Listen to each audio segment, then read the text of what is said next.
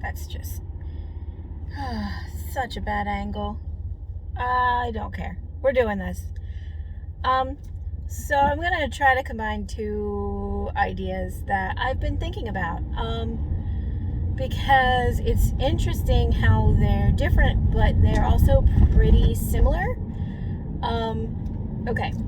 So I've been thinking about the idea that there's not, of course, the world is a spectrum. So we're not going to pretend like it's not. But there's basically two types of ways that you can exist in the world. You can exist actively in something or passively in something. So, for example, you can actively be racist. There are definitely some obvious ways that you can be actively racist. But you can also very much be passively racist. And actively racist, obviously, is hating people of color. Passively racist is not doing anything about people who are actively racist and not doing anything to work against the systems of oppression. You can be actively sexist, misogynistic. You can actively hate women and think that they are the root of all evil, or you can be passively sexist. There again, not doing anything about men or women or anybody who is actively sexist. And it's very interesting to me how I've been thinking about that you can be passively sexist, passively racist, passively homophobic, that you're not actively engaging yourself in the act of something that would define you as one of those things. But you're also not doing anything about it, and that makes you passively that thing. So not fighting against, men who are oppressive to women. It makes you passively sexist. Sorry, but it's true. And the thing that I have been thinking about with this, and I'm not going to try to connect the thing that I want to connect yet because I don't think it quite fits in yet, but the thing that I've been thinking about this with is, I may get heat for saying this, but I honestly don't care. I have been thinking about men who have been in their life passively sexist and how they still have to deal with the repercussions of men who are actively sexist or misogynistic. Like, women for years and years and centuries and ages have been oppressed and have been told that the only value that we have is our bodies, and if our bodies are not valuable to a man, they're not valuable, therefore we are not valuable as people.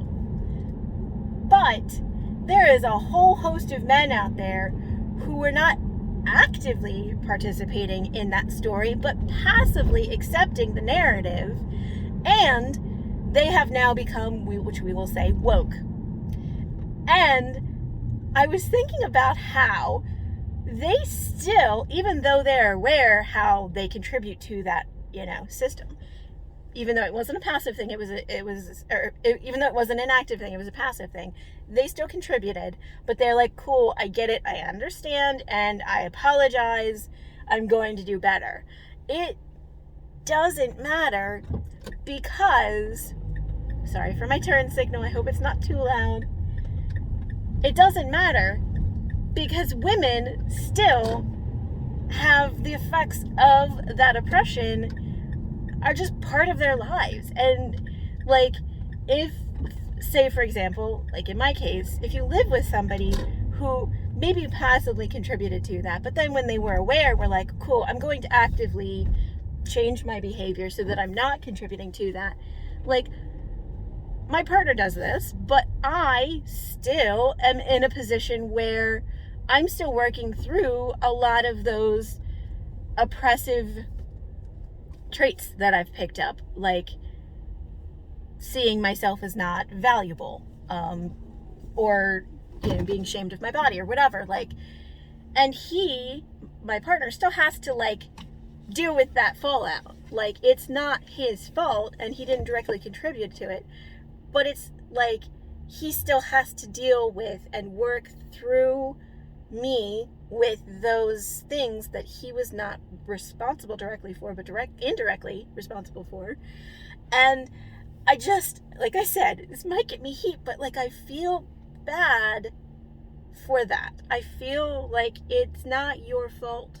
You didn't directly contribute to this, but I'm still not okay. And so like it's still very much a part of my life. So like you as a man still have to accept the fact that like you're still a man, and so therefore you're still, even though you're working against it, you still have to deal with the fallout of all of those years of oppression. So I'm going to try to tie this into the other thing that I've been thinking about, which is actively and passively living your life, and specifically in forms of like creating and being alive, like, you know, actively living, so like creating or contributing to society versus just, you know, waking up, going to work. I guess even that's contributing. So we'll say like waking up and not doing anything meaningful, like on a Saturday or whatever.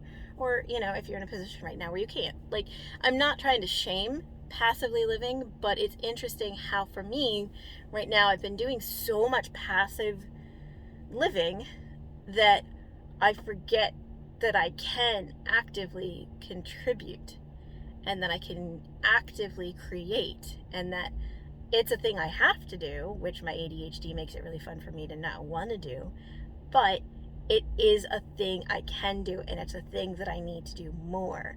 And so why I'm connecting these two ideas is because I think it's fascinating how you can actively contribute to racism, sexism, homophobia, and negative things, and like that's not so great. But if you passively contribute to life, there's something different about that overall. And I don't know if these completely connect, but I kind of think that they do. And I think it's really fascinating how context matters. So yeah. All right, I think I'm good for now, and I have to go do some shopping, groceries, fun stuff, exciting times. Here's my mask, by the way. I haven't really like taken any mask selfies, but I like it because it's a rainbow and it's tie-dye, and it makes me happy. It's the little things right now. So anyway, that's that. Do you have any thoughts or opinions on this? I very much would like to hear from you. And I hope you're doing well, and we will talk soon. And I am calling myself out. I will be trying to actively contribute to my creative life more on a regular basis. All right, bye.